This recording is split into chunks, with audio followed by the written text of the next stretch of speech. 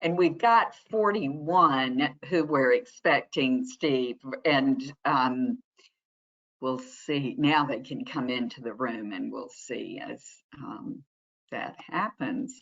I'll test our volume as that happens. Quality Essentials webinar. I am Susan Ingalls. I have directed Sustainable Furnishings Council from the beginning until recently, when I have become resident expert, and Scarlett Tapp has taken on the role of executive director. And as the one who deals with this kind of information, I'm pleased to continue leading our Sustainability Essentials webinar series, where every month we talk about something that is practical and useful for you and your business today. And today we are very pleased to have Steve Kooy, who is BIFMA's Health and Sustainability Director, with us to talk about level certification. And we're really here to talk with all of us. So we do want to hear from you, but we have you on mute. So as questions and comments occur to you, please put them in the questions box on the right-hand side of your screen, and we will get to them at the end of the presentation. To start with, I'm going to make sure you have an overview of Sustainable Furnishings Council and a little bit of background about our work. We were formed in 2006, so are celebrating 15 years now. We are a membership organization, like our friends at BIFMA are. Our members are involved in residential furnishings in various ways, so supply materials, manufacture all kinds of furnishings products, or stores, large, medium, and small, where these things are sold, our interior design firms, and importantly, our members include environmental organizations, and their guidance is very important to us.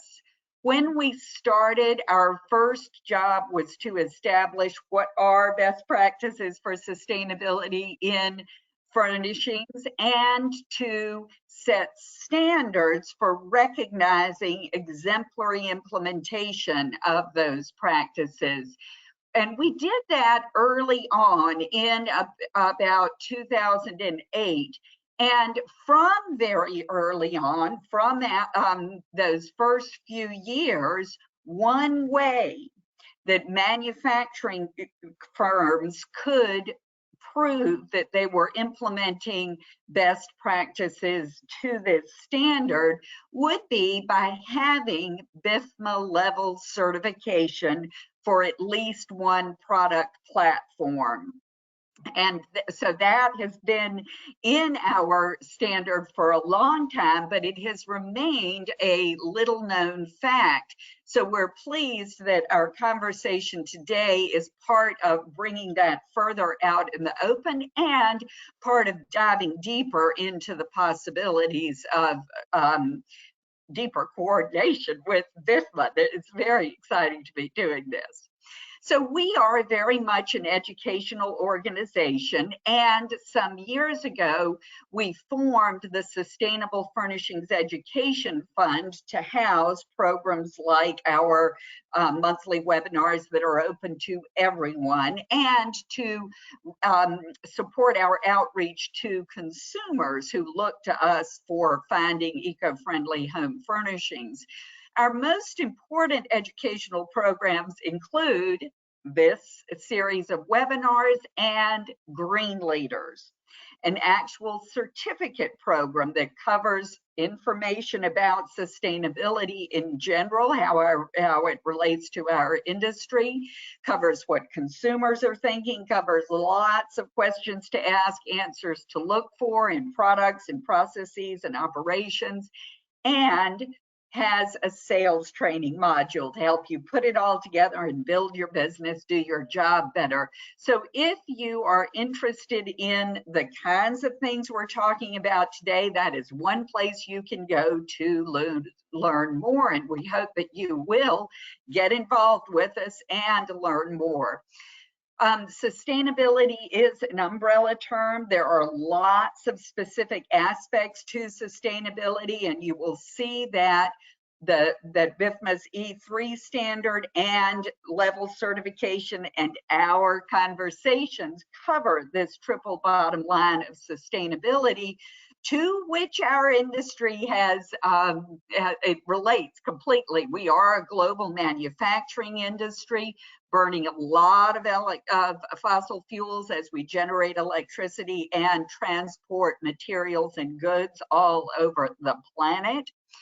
So have a large responsibility for reducing greenhouse gas emissions, especially carbon dioxide, much of which is released in deforestation. And we, as the #3 user of the wood resource on the planet, have a large responsibility for halting deforestation.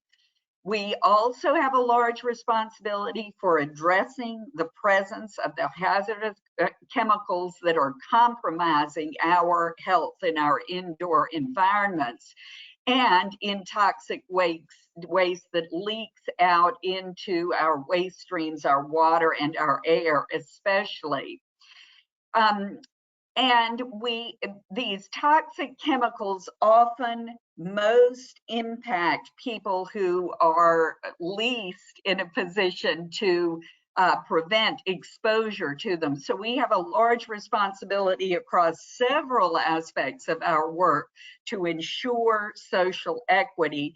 And finally, with so much furniture being thrown away, and with there actually being no away, we have a large responsibility to reduce the amount of furniture that is going to our landfills.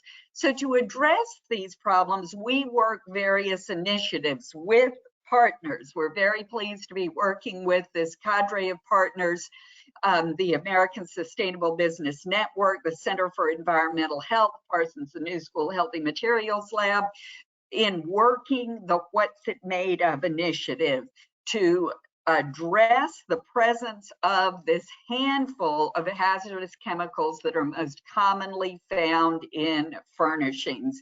There are tens of thousands of chemicals that are in all our consumer products, but this handful is what is most common in furnishings. So it seems like it ought to be manageable. And you can learn more about What's It Made Of on our website, where you will also find a page dedicated to the wood furniture scorecard, which we've been doing for 5 years now. We assess how retailers are using policies or not to guide the way they source wood furniture. So this is to help them be sure they are not inadvertently contributing to deforestation. And we've got lots of support for retailers as part of the wood furniture scorecard program.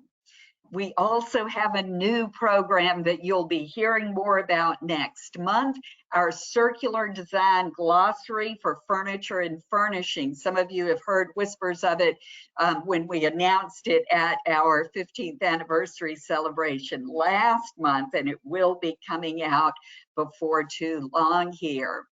So our work is very important because our planet is in so much trouble. What we're looking at here is how the planet has warmed since early in the Industrial Revolution. But as you can hear from what I've shared so far, greenhouse gas emissions are not the only problem, not the only way in which we humans are having an adverse impact on the planet.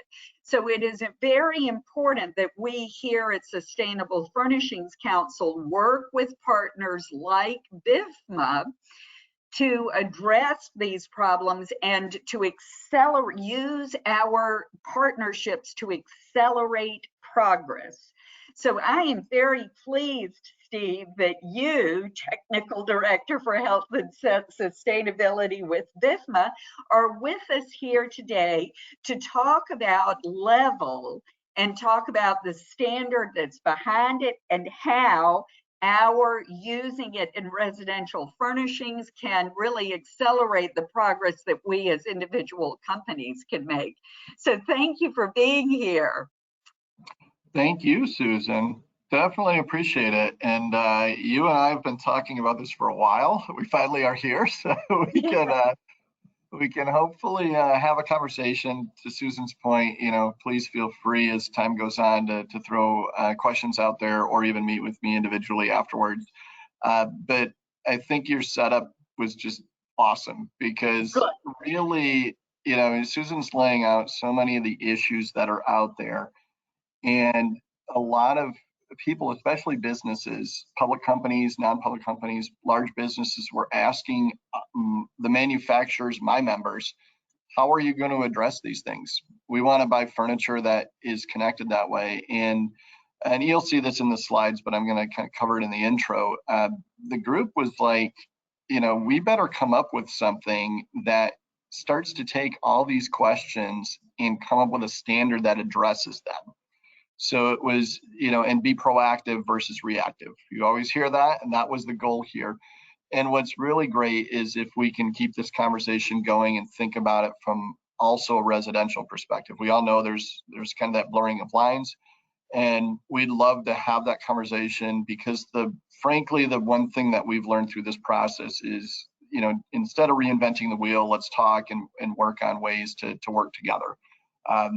I used to be a director of sustainability at a larger manufacturer, and I swear I spent most of my time doing documentation and things like that versus actually helping, change product or suppliers or the plant, helping the planet. So yeah, again, that's a bit of a long intro, but that's what, is kind of why Level's there and why I'm passionate about it, and so happy to be part of this conversation with you, Susan, and SFC as a whole.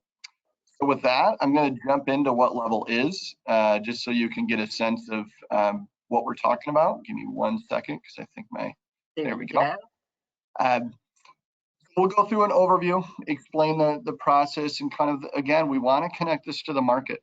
That's ultimately just to get to the end. And then I did keep a section in there for certification strategies. So think of this as a bit of wearing two hats. One is how this is playing within this ecosystem, all these players and partners that Susan mentioned, and what they're asking all of us to do. And by all of us, I'm talking manufacturers as a whole, even if you're a ceiling tile manufacturer or a carpet manufacturer.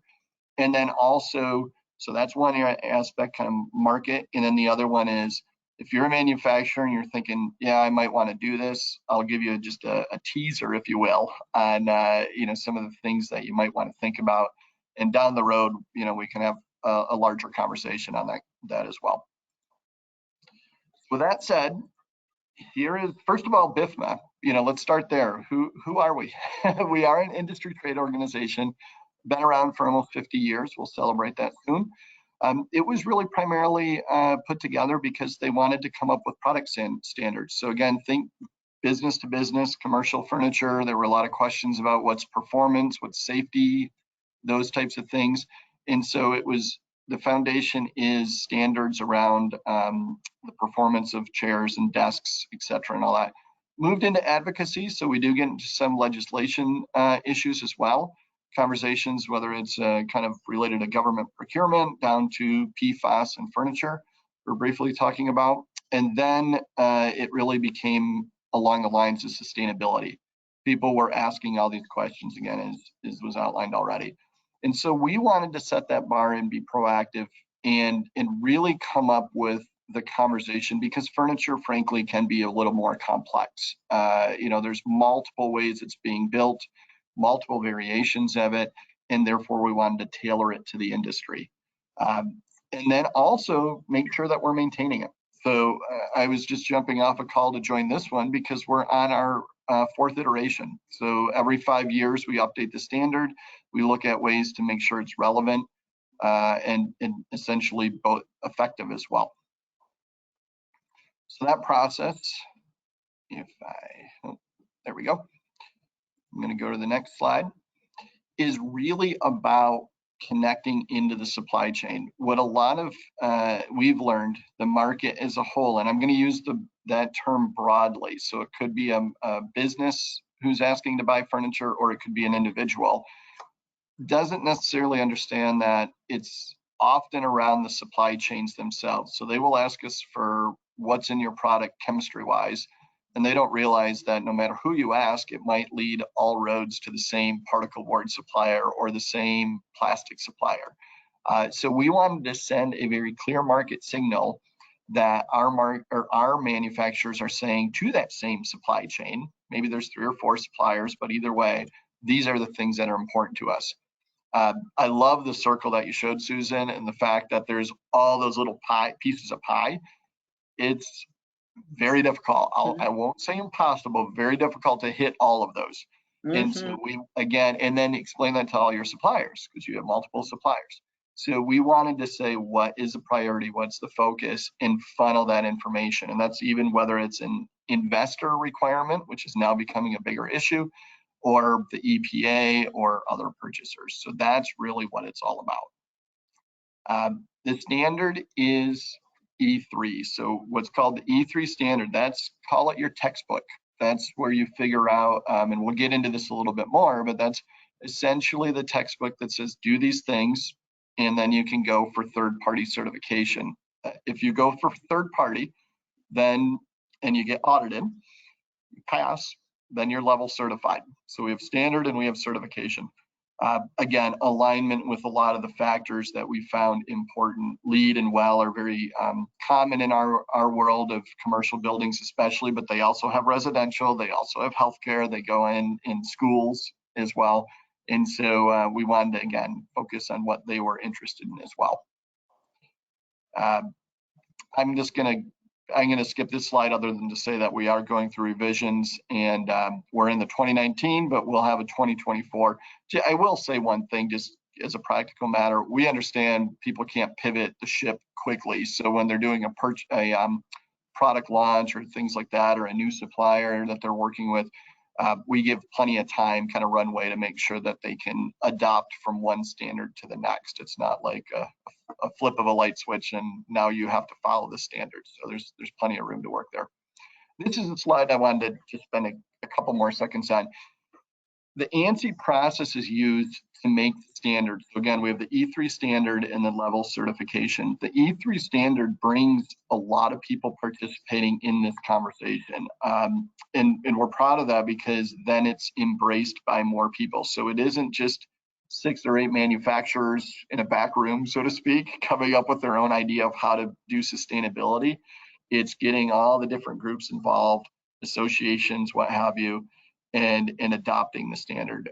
We have actually over now 4,000 products that are in it. It's the dominant one within the commercial furniture industry, and it just continues to grow. And that's partly because people are adopting it on all levels, including the Amazons and people like that are more on the Internet of Things side of things. So we see it as something that will continue to grow, but we also see it as powerful because we're bringing all these people to the table and essentially sending the same signal.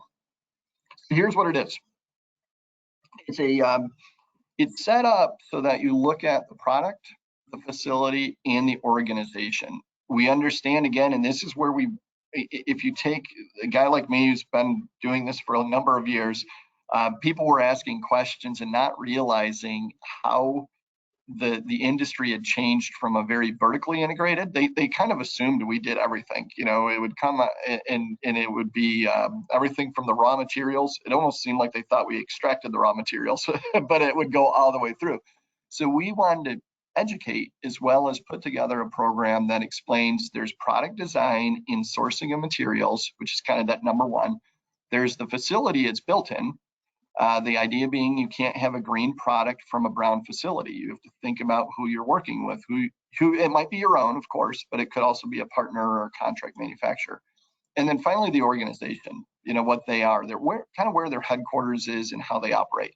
So we wanted those categories, and we wanted to look at, and this kind of takes that whole big pie chart that Susan showed and look at it, in our case, call it three colors: environmental impact, health and wellness, and social. So I'm going to briefly talk through those, but again, there's, frankly, you can spend easily an hour or two going through it if time permits.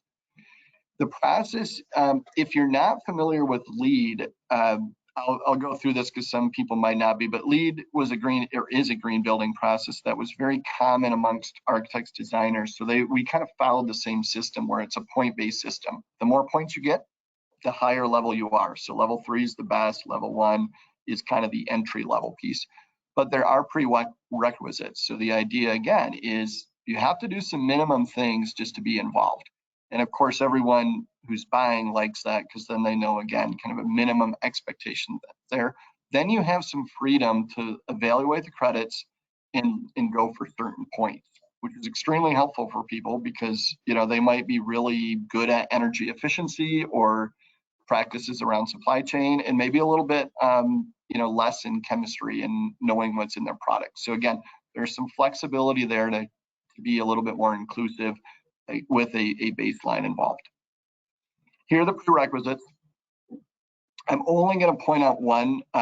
Obviously, they're all important, but they're more, I'd say, policy in, call it, again, more or less minimum expectations, such as you're in compliance, things like that. You have some general health and safety expectations at both the brand or the corporation level as well as the manufacturing level. The big one is low emitting furniture. And I bring that one up only because there is a cost there. And that's the idea that you have in a product grouping. Again, I can't get into all the details just for time's sake, but that you've actually looked at the products you're certifying. And by the way, to be really clear, some people certify their entire portfolio. Some only certify 4 or 5 products out of 100. It all depends on kind of a number of factors, but that's obviously up to the manufacturer. But the low emitting one does require some testing, and it requires some certification work outside of the level framework that is important to think about, and it takes some time. So again, I bring that up just to make sure it is a prerequisite now versus an optional. Environmental impact wise, again, perfect setup, Susan. I'm going to keep saying that, but climate change. We want to say and think about it from the market perspective. If you're in the, and someone's saying, what are you doing for the environment? We got these things. I got a couple kids in college. They're definitely aware of this. And they're saying, what, if I buy this product, is it helping, hurting, neutral, what have you? We want to address that. So there's energy management points. There's looking at LCA as life cycle assessment. The idea that, you're going through and looking at your supply chain and finding, or your whole, call it manufacturing chain, in finding hotspots, concerns, and then maybe an embodied energy. If you were selling in Europe, that's becoming more popular. That's just almost like a nutrition label for food. They're now looking at products and they have an embodied energy or a carbon footprint on their products. So again, we want to think through that and be ready if that comes that way, or at least give credit to those who are going there. Same with supply chain. Certified forest, recycled content. Again, this kind of dovetails really well in the work that's already going on at SFC, and so that's why, again, you can see that overlap and why we're together talking about this. And then circular economy, again, very similar to what's going on there. So if people are participating in some type of either repair program, extended product responsibility, credit for that. So those are just real high level overviews of one aspect. The idea is you're not doing all of these things. You're maybe picking 3, 4, 5, again, depending on how aggressive you want to be, what level you want to get to that you go through. Oop, I think I just messed up, Susan. I hit the wrong button. Can you help me out there? Thank you. I apologize. That's okay. The next one is the health and wellness. This is, again, you have a little bit of where's the product made. That previous one, a lot of it is facility related points. So do you have an energy management program? Are you reducing energy at the facility level? This one is often related mostly to the product side. And have you looked at your chemistry? You're most likely, unless you've actually looked at the standard, not going to be aware of Annex B. That is our chemical list that was created within our industry to say these are the most likely what we call red chemicals or chemicals of concern in our industry. So you don't have to look at 5,000 or 6,000, which are the Prop 65 list out of California. You look at the ones tailored to our industry and see if they're in your product. Much easier for a supplier to do than, again, giving them a list of 6,000. And if they're not, you get points. If there are, but you report it, you get points. So again, there's just kind of different paths along that lines. We're also involved with like the CEH, Center for Environmental Health, and others who are promoting this reduction of some of the biggest, call it heavy hitters like PVC, flame retardants, heavy metals. So again, alignment with the industry to make sure we're going in their direction and people are getting credit for it. The goal is, more than anything else, is not to duplicate effort, not to kind of, it's more to kind of be on the same page and go to whoever it might be. Again, and you'll see some logos in a little bit here, but you know, whether it's the Amazons of the world or Harvard in their purchasing program, to say, okay, we're thinking in the same way and we have a program to address it. Last one is the social impact. Certainly the people matter. We want to hit that triple bottom line. So we look at the employee programs. These might be programs that are more at the corporate location. And then there's also down to the supplier assessment, looking at a supplier assessment tool, making sure that you've looked into your supply chain and avoided high risk suppliers, or if you're in a area that is known for, say, a higher risk of social concerns within, you know, the world, that you've done some assessment to ensure that your particular one is not in that category. Again, explained well at the beginning of kind of, it's unfortunate, but it is fairly typical that some of these things happen at these things being areas that, or companies that are detrimental to the environment or people, are in certain areas of the country or in the world, and we want to make sure that we're assessing that. So all three of these, and I realize I'm going through this relatively quick, but again, happy to go through it in detail in the future, are helping people say, okay, here's where I'm at, here's maybe some things I need to do, but to get into the credit side and move forward in a more sustainable manner.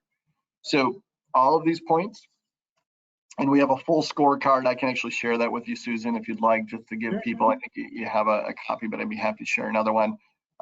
Just to give a sense of how many out of 111 points, I need 32 to get level 1, and I need 69 to get to level 3. I will mention that, again, it is a product certification, not a company or a facility. Therefore, we require a minimum level of product points. So 5 in the case of level 1, 16 and 26 for level 3. The idea there is, again, just to make sure that the product itself is carrying some weight around it for it. But otherwise, there's a lot of flexibility right now. And we think that gives everyone an opportunity to participate and think through and kind of play off their strengths, if you will. And then, of course, grow. We've seen people grow from a level 1 to level 2, level 3. And either they did it because it was the right thing to do in kind of their own culture and something they wanted to do, or maybe on top of that, it was part of their marketing program to show that they were moving in a good direction. So a lot of people would ask, how does this operate functionally speaking? What happens is a company would take a look at the standard, work through the process of, and again, I'll go into a little more detail, but work through kind of what points they're after, and then get an audit on site. So there is a cost there. Everyone's concerned about costs, obviously, and that is depending, and it's usually, not always, but it's usually most manufacturing sites. So again, this is where, and we do, by the way, audits happen around the world. But it's the idea of you go in, you have a kind of a documentation level, which is often product points, and then you go in and look at the site, look at the recycling programs, or again, whatever credits they're after.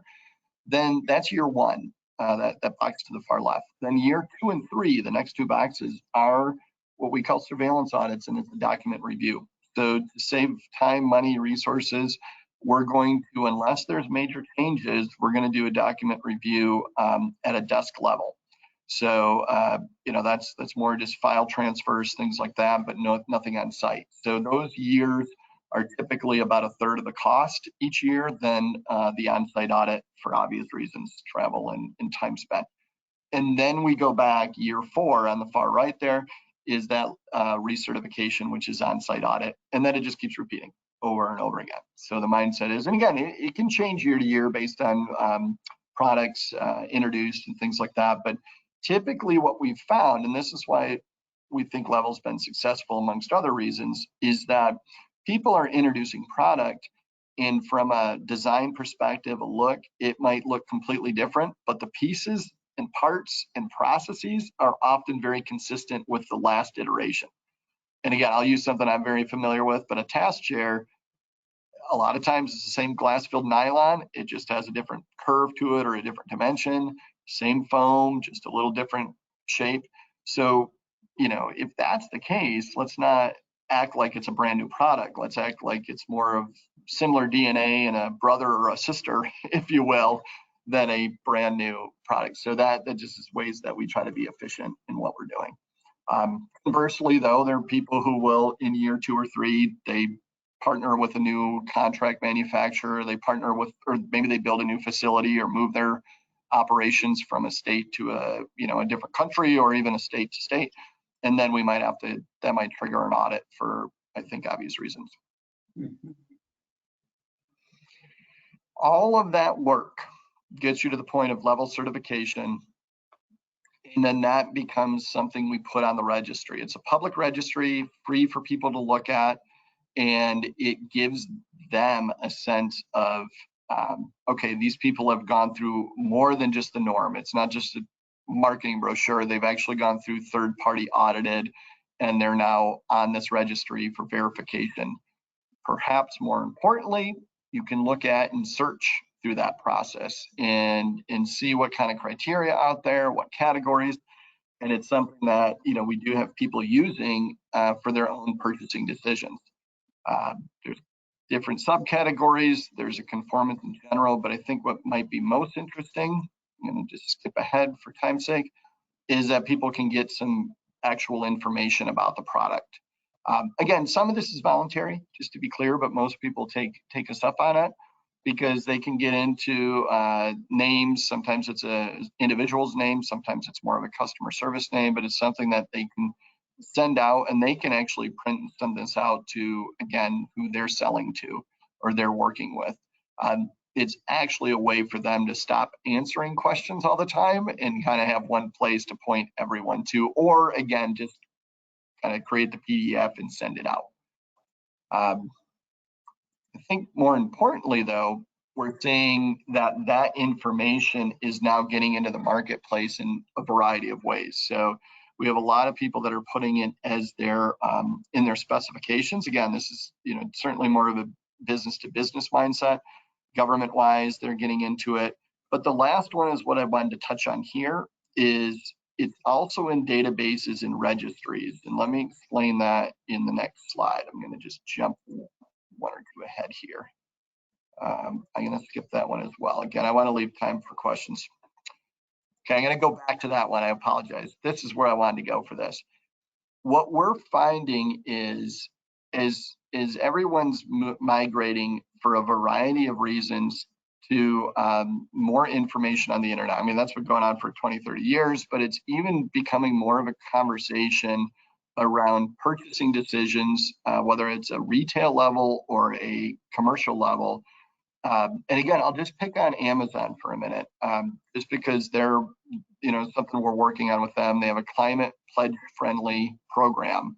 And what they want to do is start looking at products and saying, okay, is there any connection we can make to an existing standard that's good, that's robust, that's third-party certified, and put that on our website as something that has been essentially reviewed for sustainability attributes.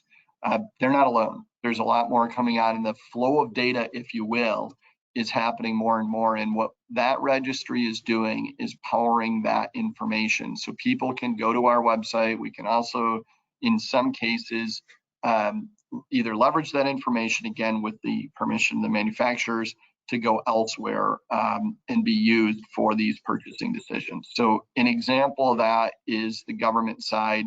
They have what they call the SF tool, and all these little logos, including levels, and they're in orange, will go to their site, and it's becoming a way for people to look and decide how they want to purchase furniture, or at least a selection criteria. And so it's something that we anticipate growing. It's something you can use on your your phone if you are out in the marketplace. So we want to stay ahead of the game. And we, again, going back to the very beginning of this conversation, we just don't want to have others, so to speak, dictate where we need to go, because if they're going to ask these questions, we want to make sure that we're at the table, if not leading the conversation. So that's, again, I just want to reiterate the importance we feel of going through that whole process, because everyone's asking kind of, is this for real? Or, how do I find out if someone's gotten or received this this eco label, or have they gone through the process? Are they making things better in the environment? We want that information to keep flowing. So I'm going to jump back now, if I can, if I get my little cursor back. Let me go back just a couple slides, if you don't mind. And go back to just this one now. The other aspect that we're seeing the flow of data and we think is important is this environmental and social governance side. So ESG, publicly traded companies are well aware of this. The SEC is actually getting involved. Now that may or may not flow through just for a number of reasons, but investors are starting to take notice of not just the company's bottom line, that will still be, of course, extremely important, but can they also tack on something around how a company is dealing with climate change and some of these other items? We, again, want to be in a situation where we can say, here's a program, third-party certified, that people can work through and say, yeah, we've done something and here's some metrics to report on. So again, one of our major goals, I think I've said this several times now, but is avoid duplicating effort, be in the same way. And one last comment on that, even though you may not be a public company, the other side of that is investors are now, that's trickling down to the public companies that buy furniture or the companies that are selling furniture. And they're now saying, okay, I got to think through this. And it is trickling down, let's say that, even to banks potentially, who are saying it's going to be part of my investor basically lens to figure out who to loan money to, because they have to report up because they're a public company. So again, kind of rolls in that direction, and we want to be aware of that. So just a quick one on that before we go into some strategies. But all of this is to hopefully, again, center the focus and make sure we're working on what we call in our business material. I don't mean the actual product material, but I mean what's important in our industry, and not get distracted with, let's just say, water, if water is not being used, especially relative to food processing or things like that. So again, what's important to our industry. All right, sorry for the jumping around, but I kind of went down a path I didn't want to stop for a minute. So ultimately, though, this is what it's really after. And I always like to keep this slide in when I'm talking about this program, because since we've gone through this process, as much as we want to meet the market, we want to go through all the things, we also obviously want to celebrate people who are doing it right. And the fact that we have 2,300 products plus that have gone through chemical assessments that probably otherwise wouldn't have. Maybe some would, but many would not. The fact that we've looked at supply chains and we're thinking through that process, it's great for our industry, it's great for the individual manufacturer as well. And the fact 1,200 products are now through the system, and I can speak very openly, and I can say with a lot of confidence that some of them did go back and say, we're going to get rid of this material, this flame retardant, as a result of this process. So again, the fact that it is delivering cleaner product is a great thing to celebrate, both as individuals and as the industry. I'm going to wrap it up with just a few strategy ideas. If you're a manufacturer, you're thinking about this. Again, we can definitely go into detail down the road, but ultimately it's about planning, kind of going through those credits, that scorecard, kind of strategizing what's important. One thing that, again, it'll be on the next slide, but just there's a grouping aspect to this. So again, we don't want to audit 6, say, sofas if they're all made essentially the same from the same materials, same manufacturer. We can pick a worst case scenario, and then the other 5 of the 6 will be part of that grouping. Number 3, though, involve others. What we do from a certification standpoint, I run the program. I'm responsible for the program for BIFMA. We actually have a committee of volunteers of manufacturers, and then our committees are open to pretty much anyone to participate, including this group. So if you want to get involved, even just to observe, just contact me. But that's who's creating the standard. From a certification standpoint, we have auditors, that number 3 and 4, and that's a group of 5, 6 auditors, and we're actually looking at a 7th now, that come in and do the audit. So UL, Intertech, SCS, some of the common ones, we contract that out to them, because I certainly cannot go to all the facilities around the world and do the work myself. It's frankly cheaper that way, drive consistency, they all kind of follow the same playbook, and then they go and audit. But the point is, you get involved with them and they can actually help too from the standpoint of strategy a little bit. Go through the certification, and then again, it gets the BIFMA for approval. Probably a little bit short on time to go through this in too much detail, but I mentioned this several times. I mean, what people normally do is just think through of kind of where the low-hanging fruit is. And this is just a smattering of the points that they're going to think through. So they're going to look at this and say, okay, I can maybe I need 32 points. Some of these are worth 8 points, some are worth only 1, but they can walk through that and kind of figure out where they want to be. And that's very well spelled out in the standard, just to be clear. I think this is the main thing I wanted to bring up kind of at the tail end, is that it's important to know that you want to think through, if you're even going to put your toe in the water and think through this, is that where's the most bang for your buck? If you have one facility that is your primary chair facility, or like your best selling chairs, or the most important to this group of retailers or whoever, that, you know, interior designers, you name it, that might be the one that you focus on first, or maybe there's 3 or 4. But the point is, again, I can think of some of my major manufacturers, they're going to pick and choose versus certify every single product. But when they do pick and choose, they're going to try to group together products, because again, 6 sofas, all in the same location, all along the same lines, using, you know, essentially 1 or 2 or 3 maybe suppliers of wood, composite wood, that can all fall into one group. So that's kind of that grouping of products. Likewise, facility-wise, energy management, things like that. So definitely an important piece. I do recommend, and again, happy to have these interactions either one-on-one or as a group down the road. But the certification bodies are extremely helpful. They've been through this. They understand kind of how to approach this from a budget standpoint, a scheduling standpoint, and then maybe most importantly, kind of common sense. But the goal really is to make a lot of this day-to-day practices. It's not, you know, this isn't like, I've been involved with ISO audits. I've been involved with EPA audits. You know, you hate to see where you have to scramble or you have to dedicate a resource, and all they're doing is paperwork and kind of making sure everyone checks boxes and going through. The goal is, how do we dovetail in what we're already doing? Maybe raise the bar. Certainly in some cases you will, just to get certified, but overall it should be part of, call it the day-to-day DNA of the company. So that's the main thing, and those are kind of the practices that we see that having the most success.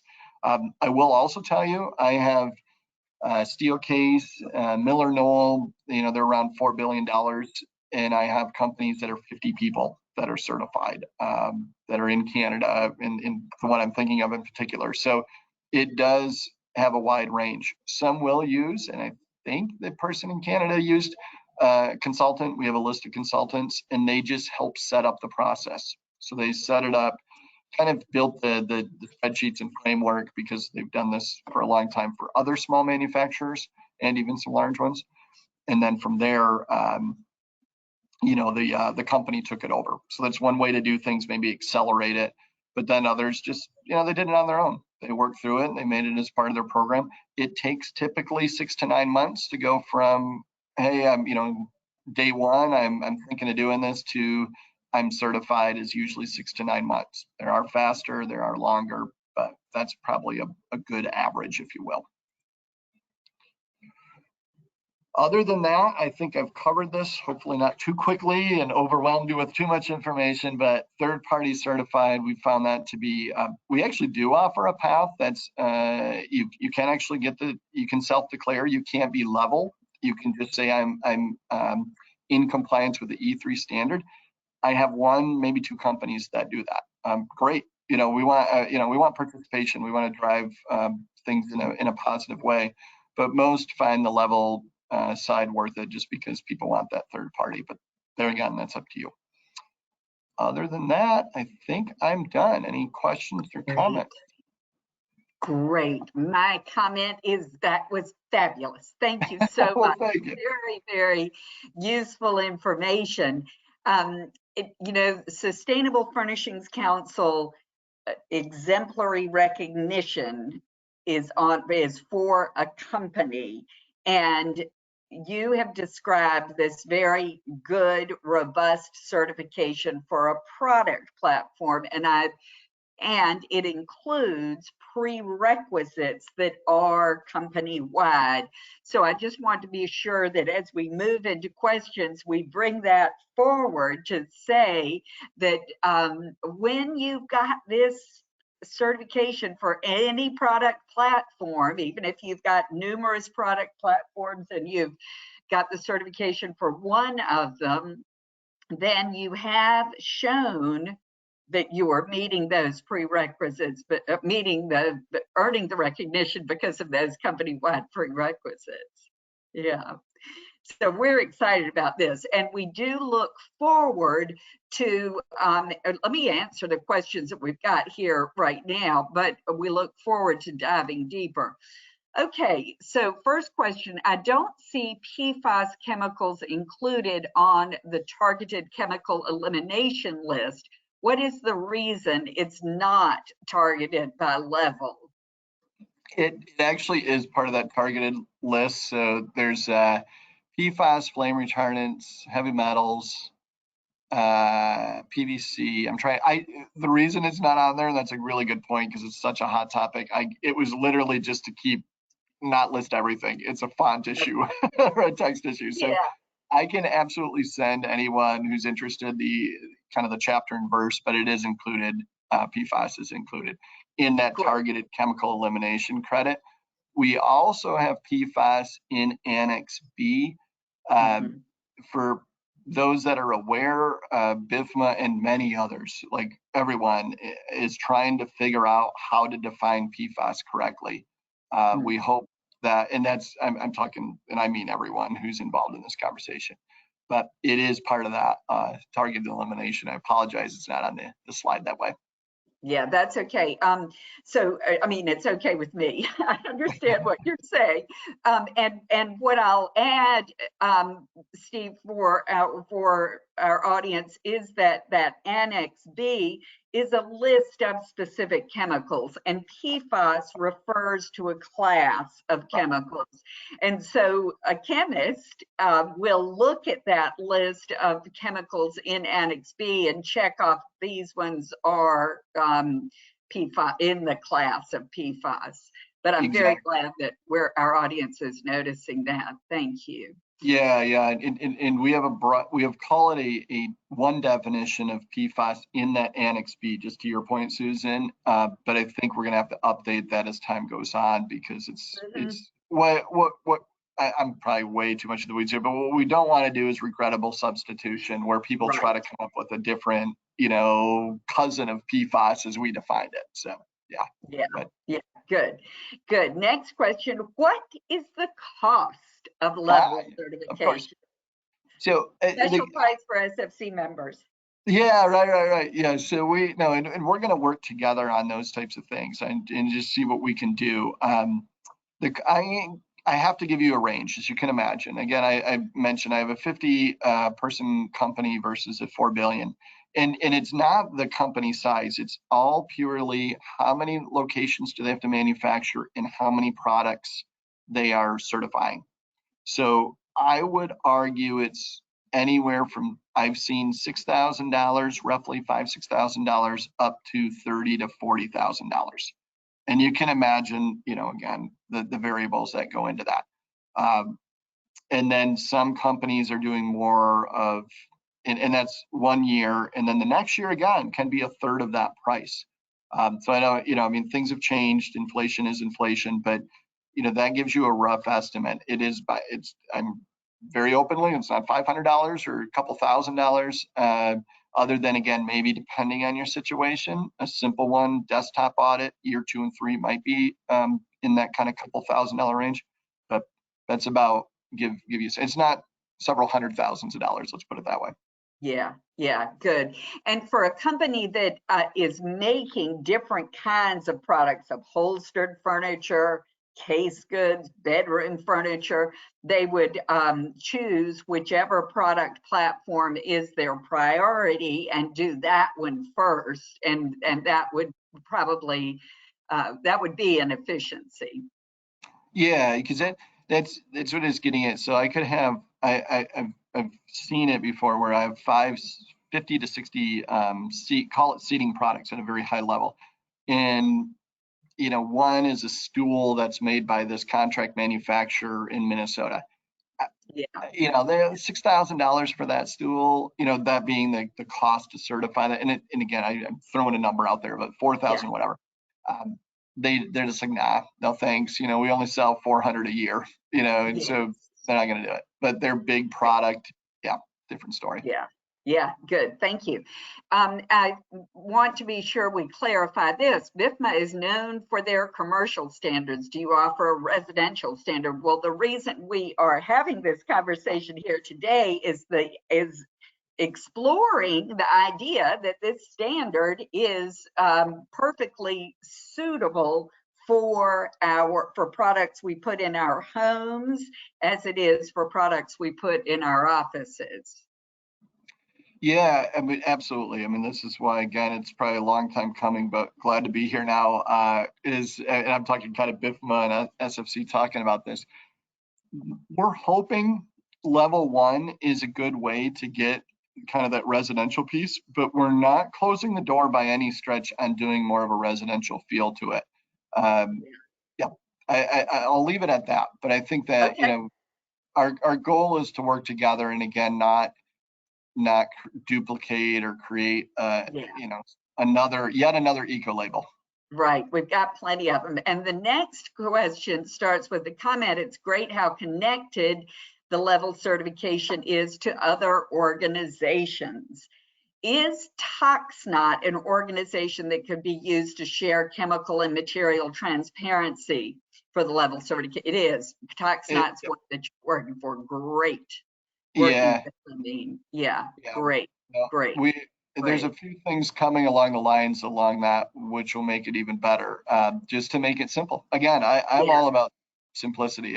If someone's already done the work, we're not going to duplicate it.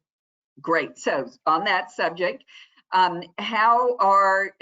does BIFMA level compare with the HIG index?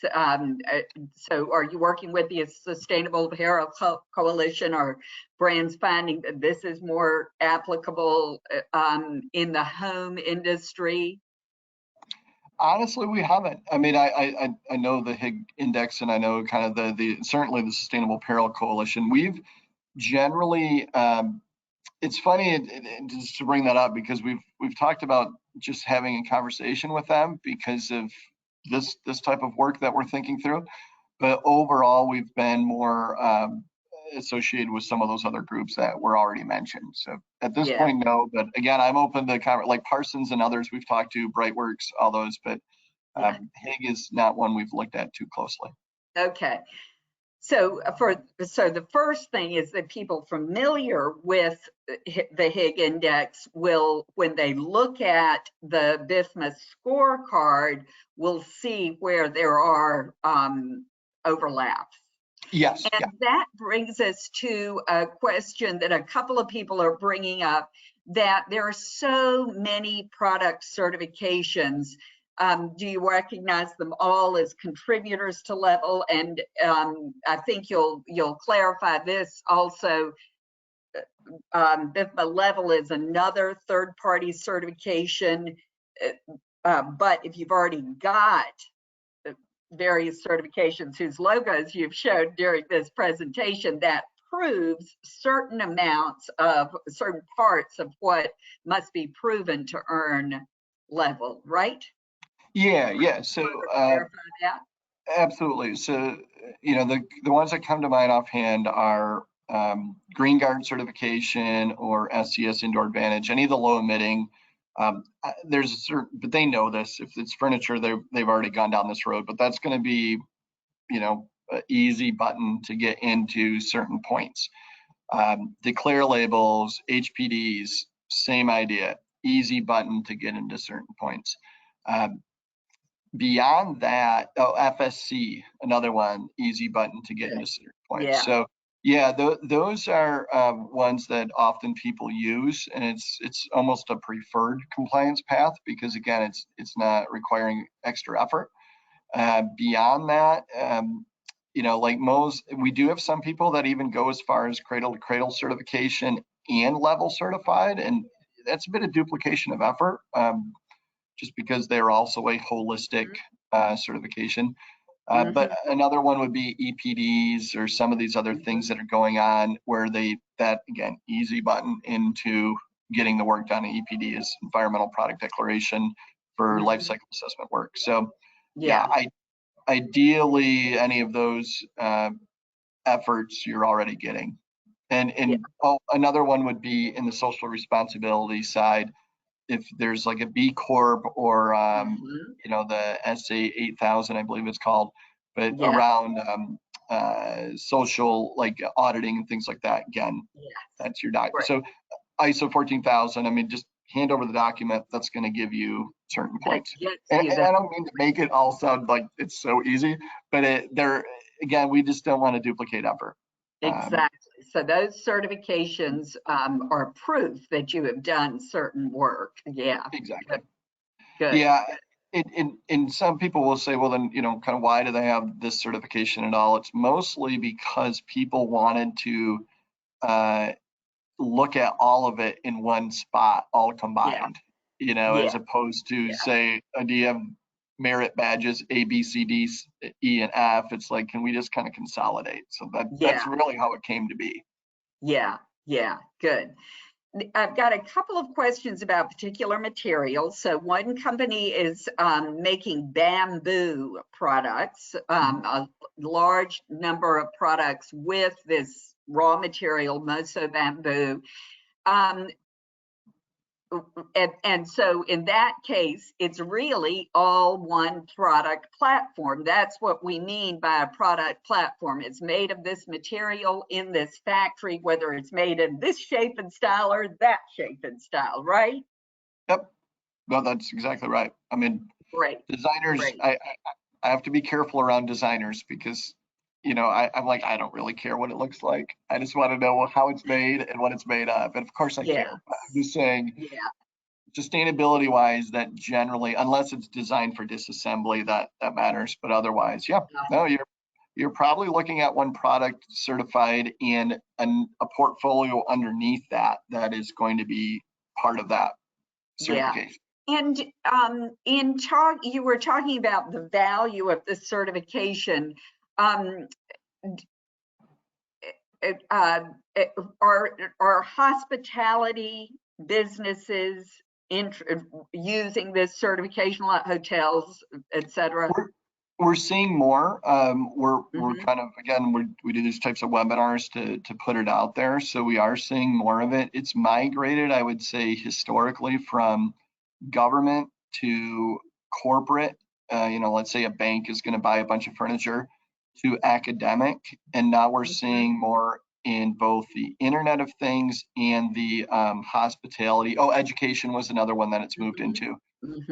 So it keeps migrating. Again, we're just trying to stay ahead so that our members, frankly, they're like, keep moving forward so we don't have someone come up with another product that I got certified to. Again, I'm just going to be really open about it. And we want to collaborate with people to get there too. If their product is slightly different, we want to work, or their industry is slightly different. So yeah, good, good. Well, we're about out of time, but I do want to touch on one more material, which is, have you connected with the Urban Wood Network and the new urban salvaged and reclaimed wood standards? You've got points about circularity, but how about the new urban salvaged and reclaimed wood standards? no, I'd love to talk to them, but Good. I have not. Good. We'll make sure you learn about that. Great. And also, there is going to be an opportunity to learn more about all these things. I think we've answered the questions that have come in now, but all our audience should expect to see an opportunity coming up to come together in person and virtually to dive deeper, and we'll be sending info about that opportunity as things evolve. But I'm excited that there is interest for that. Yeah, good. Yeah. Good.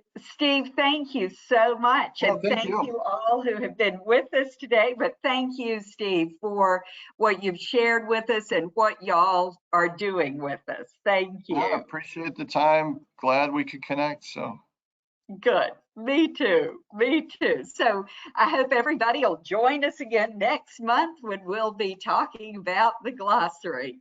Have a good rest of the day, y'all. all right. Bye now. Bye, everyone. Bye-bye.